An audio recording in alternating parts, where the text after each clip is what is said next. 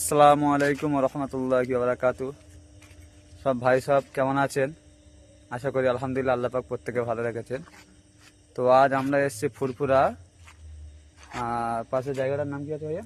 খানকুল্লা। খানকুল্লাতে জলসাইতে এসেছি। এসে আমার পীর মুর্শিদ পীর কেবলা দাদা হুজুর পীর কেবলা রহমতুল্লাহ আলাইহির মাজার কাছে এসেছি জিয়ারত করতে।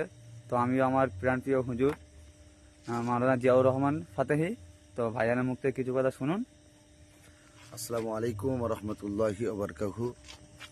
আশা করছি আপনারা সকলে ভালো আছেন। মোজাদ্দে জামান আলা হজরত দাদা হুজুর পীর কেবলা রহমাতুল্লাহ আলাইহি রুহানি আওলাদেরা সকলে ভালো থাকবেন, সুস্থ থাকবেন।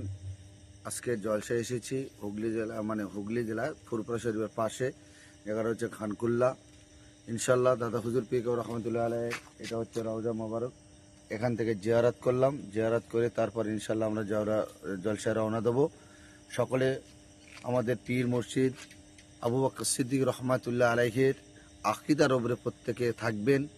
তানে যে কথাটা বলেছে সেই কথার উপরে সকলে মেনে চলবেন ইনশাআল্লাহ। আল্লাহ পাক হয়তো ওনার উসিলায়, ওনার চলার রাস্তার উসিলায় আল্লাহ হয়তো আমাদের সকলকে জান্নাতবাসী করে দেওয়া। আমিন। আমিন।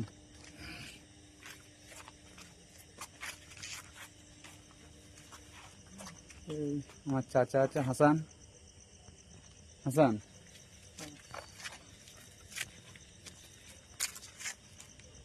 আসসালামু আলাইকুম।